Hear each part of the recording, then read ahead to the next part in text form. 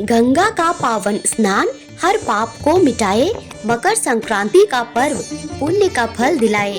दान पुण्य के साथ हम सनातन धर्म का मान बढ़ाएं, तिल गुड़ के भोग चढ़ाकर घर घर खुशियां मनाएं।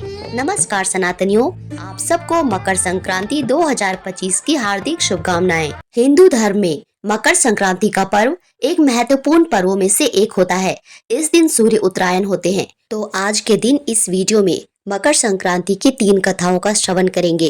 पहली कथा होगी भगवान सूर्यदेव और शनिदेव की, दूसरी कथा होगी धर्मराज जी की कहानी और तीसरी कथा में गंगा माता के धरती पर अवतरण होने की कथा को सुनेंगे। क्योंकि आज के दिन पवित्र नदियों का विशेष महत्व होता है, इसीलिए आज के दिन इन तीनों कथाओं का श्रवण जरूर से जरूर करना चाहिए। तो आइए आपको सुनाते हैं मकर संक्रांति के दिन सुनी जाने वाली कथाएं। कथाओं को बीच में अधूरा मत छोड़िएगा। सबसे पहले सुनते हैं सूर्यदेव और शनिदेव की कथा। पौराणिक कथा के अनुसार एक बार ग्रहों के राजा सूर्यदेव का विवाह विश्वकर्मा की पुत्री संज्ञा से हुआ था। विवाह के पश्चात संज्ञा ने पुत्र यम और यमुना नाम की पुत्री को जन्म दिया।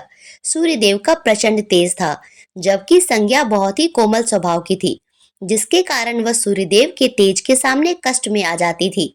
उन्हें सूर्यदेव के सामने जाने पर असहनीय पीड़ा होती थी। उन्होंने सूर्य के तेज से बचने के लिए अपनी छाया उत्पन्न की और उसे ही सूर्यदेव की सेवा में छोड़कर खुद अपने पिता विश्वकर्मा के घर चली गई। कुछ दिन अपने पिता के घर रहने के बाद वह हिमालय में जाके तप करने लगी। इधर सूर्यदेव और छाया सूर्य महल में रहने लगे। दिन बीतते गए और कुछ समय के पश्चात देवी छाया को गर्भ ठहर गया। उधर देवी संज्ञा ने अपनी तपस्या पूरी कर ली और संदेश भेजकर एक वन में देवी छाया को आने को कहा। जब देवी छाया उस संदेशवाहक के साथ देवी संज्ञा से मिलने जा रही थी, तो सूर्य देव ने देख लिया और देवी छाया का पीछा किया। उधर वन में पहुंचकर देवी संज्ञा ने छाया को अपनी तपस्या पूर्ण होने की बात बताई और छाया को वापस जाने को कहा। लेकिन छाया ने जाने से मना कर दिया और वो रोने लगी और रोते हुए बोली, मैं इस अवस्था में कहाँ जाऊंगी? मैं गर्भवती हूँ और मैंने ये बात अभी तक सूर्यदेव को भी नहीं बताई है। देवी संज्ञा ये सब जानकर अत्यंत क्रोधित हो गई और तब तक सूर्यदेव वहां पहुंच गए। दो संज्ञा को देखकर वो विस्मय और क्रोध से भरकर बोले, देवी संज्ञा, ये सब क्या हो रहा है? फिर देवी संज्ञा ने सूर्यदेव को पूरी बात बताई और अपनी भूल के लिए क्षमा मांगा। सूर्यदेव अपनी पत्नी से बहुत प्रेम करते थे। उन्होंने देवी संज्ञा को तो क्षमा कर दिया, पर देवी छाया को अपनाने से इनकार कर दिया।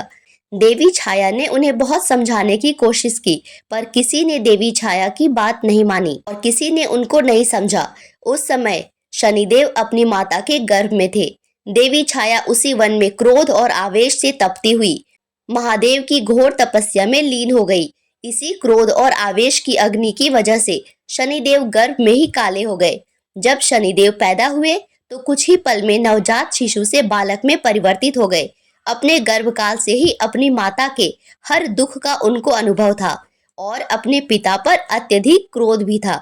फिर भी वो अपनी माता को लेकर सूर्यलोक अपने पिता के पास आए।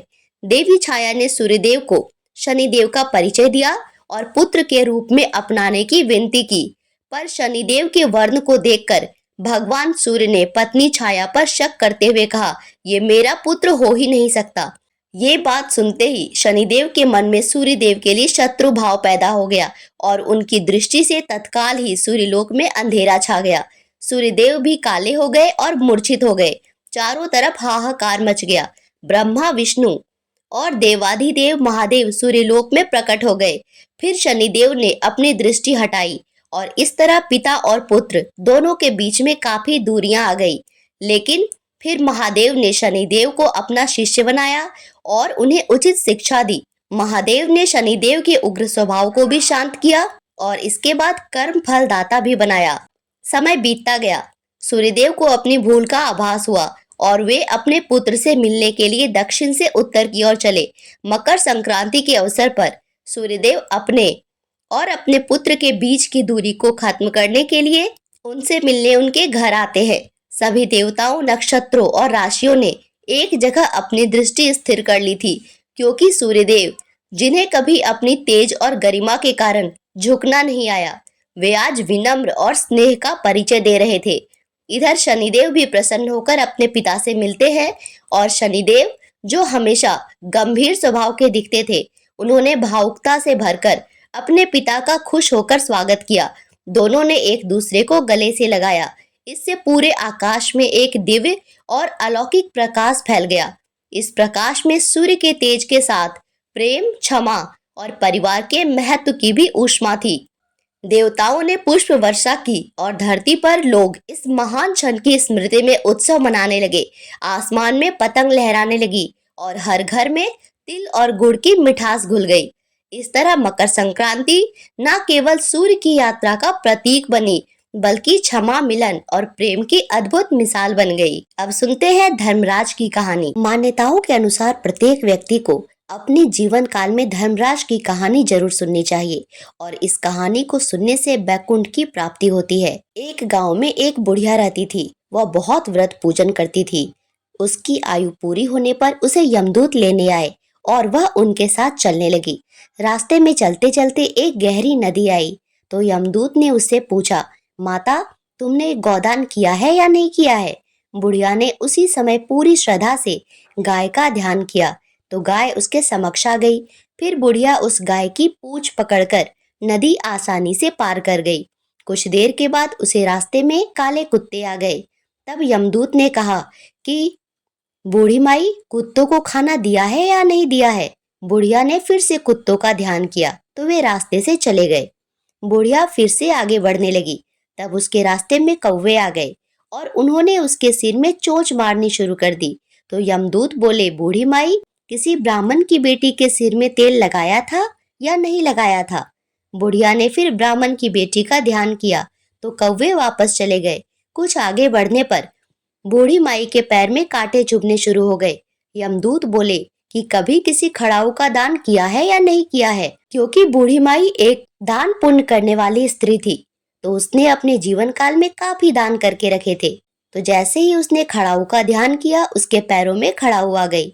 बूढ़ी माई आगे बढ़ने लगी। आगे जाके उसे चित्रगुप्त जी मिले। चित्रगुप्त जी ने यमराज से कहा, आप यहाँ किसे लेकर आए हो? तब यमराज जी बोले कि इस बूढ़ी माई ने दान पुण्य तो बहुत किया है, लेकिन इसने अपने जीवन में धर्मराज जी के लिए कुछ नहीं किया, इसीलिए आगे के द्वार इसके लिए बंद है। धर्मराज की सारी बात सुनने के बाद बूढ़ी माई बोली, आप मुझे सिर्फ 7 दिन के लिए धरती पर वापस भेज दो। मैं पूरी श्रद्धा से धर्मराज जी का व्रत और उद्यापन करके वापस लौट आऊंगी। यमराज ने उन्हें धरती पर वापस भेज दिया। बूढ़ी माई अपने गांव आ गई और गांव वालों ने उसे भूतनी समझकर अपने घर के दरवाजे बंद कर लिए। वह जब अपने घर गई तो बहू बेटे ने भी डर के मारे दरवाजे बंद कर दिए। बुढ़िया ने कहा, मैं भूतनी नहीं हूँ, मैं तो धर्मराज जी की आज्ञा से सिर्फ 7 दिनों के लिए धरती पर वापस आई हूँ। इन 7 दिनों में मैं धर्मराज जी का व्रत और उद्यापन करूंगी, जिससे मेरे लिए परलोक के रास्ते खुल जाएंगे। बूढ़ी माई की बातें सुनकर बहू और बेटे ने उसके लिए पूजा की सामग्री इकट्ठा की। लेकिन जब बूढ़ी माई कहानी कहती है तब वह हुंकारे नहीं भरते, जिससे बाद में बूढ़ी माई अपने पड़ोसन को कहानी सुनाती है और वह हुंकारा भरती है। इस तरह से 7 दिन धर्मराज की विधि विधान से व्रत, पूजा और उद्यापन करने के बाद धर्मराज जी बूढ़ी माई को लेने के लिए विमान भेजते हैं। स्वर्ग से आए विमान को देखकर उसके बहू बेटों के साथ सारे गांव वाले भी स्वर्ग जाने को तैयार हो गए। बूढ़ी माई ने कहा, तुम कहाँ तैयार हो रहे हो? मेरी कहानी तो सिर्फ मेरी पड़ोसन ने सुनी है, इसीलिए अगर जाना है तो वही मेरे साथ जाएगी। तब सारे गांव वालों ने बूढ़ी माई से धर्मराज जी की कहानी सुनाने का आग्रह किया। तब बूढ़ी माई उन्हें भी कहानी सुनाती है। कहानी सुनने के बाद गांव के सभी लोग हुंकारा भर के विमान में बैठकर स्वर्ग जाते हैं। तो धर्मराज जी कहते हैं, मैंने तो विमान केवल बूढ़ी माई को लाने के लिए भेजा था। तब बूढ़ी माई ने कहा, हे धर्मराज जी, मैंने अपने जीवन में जो भी पुण्य किए हैं उसमें से आधा भाग मैं अपने गांव वालों को देना चाहती हूँ। इस तरह से धर्मराज ने गांव के सभी वासियों को स्वर्ग जाने की आज्ञा दिया। हे धर्मराज जी, जैसे आपने बूढ़ी माई और उसके गांव के सभी लोगों को स्वर्ग में जगह दी, उसी तरह से और लोगों को भी देना। साथ ही कहानी सुनकर हुंकारा भरने वालों को भी परलोक में जगह देना। धर्मराज महाराज की जय। अब सुनते हैं माता गंगा की कहानी। पृथ्वी लोक पर गंगा नदी को सबसे पवित्र माना जाता है। देवी गंगा को हिंदू धर्म में मुक्तिदायिनी भी कहा जाता है। आज की इस कथा में देवी गंगा के पृथ्वी पर अवतरण की कथा को सुनेंगे, जिसका वर्णन वाल्मीकि रामायण में भी किया गया है। पौराणिक काल में प्रभु श्री राम की नगरी अयोध्यापुरी में सगर नाम के एक राजा हुआ करते थे। राजा सगर ने 2 शादियां की। उनकी पहली पत्नी से 60,000 पुत्र की प्राप्ति हुई और दूसरी पत्नी के एक पुत्र था, जिसका नाम था असमंजस। पूरी पृथ्वी पर अपना राज्य स्थापित करने के लिए उन्होंने अश्वमेध यज्ञ कराने की सोची और अश्वमेध यज्ञ का घोड़ा छोड़ दिया। अपने 60,000 पुत्रों को सैनिकों के साथ प्रत्येक दिशा में उस घोड़े को ले जाने का निर्देश दिया। उनकी दूसरी पत्नी से एक पुत्र था, जिसका नाम था असमंजस। वह एक ऋषि था। उन्होंने अपने पिता सगर को चेतावनी दी कि इससे कोई अपशगुन हो सकता है, लेकिन राजा ने उसकी बात नहीं मानी। जगह जगह राजा का पताका फहराने लगा। इससे इंद्र को बड़ी परेशानी हुई। उन्हें अपना सिंहासन डोलता हुआ दिखाई दिया। उन्होंने इसे रोकने के लिए एक युक्ति सोची। रात में जब सब सो रहे थे, इंद्रदेव ने उनका घोड़ा उठाकर कपिल मुनि के आश्रम में बांध दिया। कपिल मुनि वर्षों से वहां जंगल में तपस्या कर रहे थे। जब सैनिकों ने देखा कि घोड़ा वहां से नदारद है, तो सभी दिशाओं में वे दौड़ पड़े। बाद में पता चला कि वह घोड़ा तो कपिल मुनि के आश्रम में बंधा हुआ है। जब 60,000 सगर पुत्र और सारी सेना कपिल मुनि के आश्रम की तरफ बढ़ी, इतने सारे मनुष्यों के पदचाप की वजह से वहां कोलाहल प्रारंभ हो गया, जिससे मुनि की तपस्या भंग हो गई और वे अत्यंत क्रोधित हो उठे। उनके तेज से वे सभी 60,000 पुत्र अग्नि में जल उठे और भस्माभूत हो गए। यह खबर जब राजा सगर को पता चली, तो तत्काल उनकी भी आकस्मिक मृत्यु हो गई।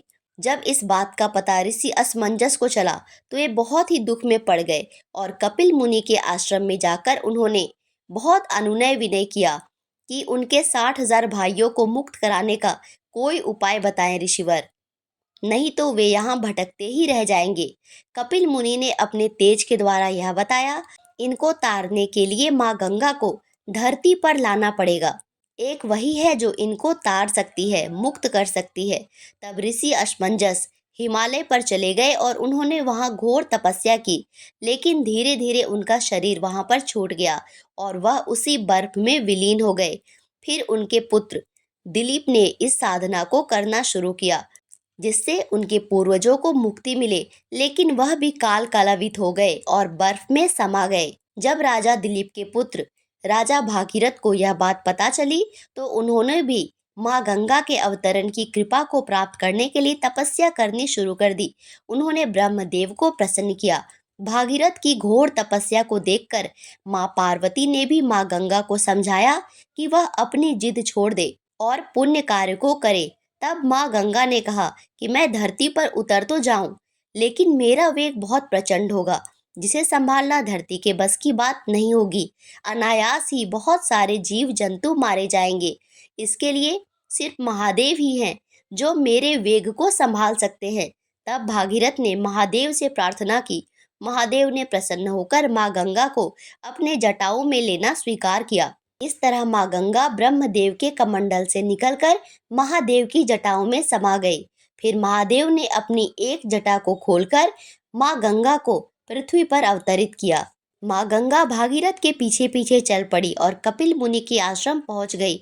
वहां पर सगर के 60,000 पुत्रों को तार दिया। इस प्रकार माँ गंगा धरती पर आई और तब से पापियों का उद्धार करती चली आ रही है। प्रेम से बोलिए गंगा मैया की जय।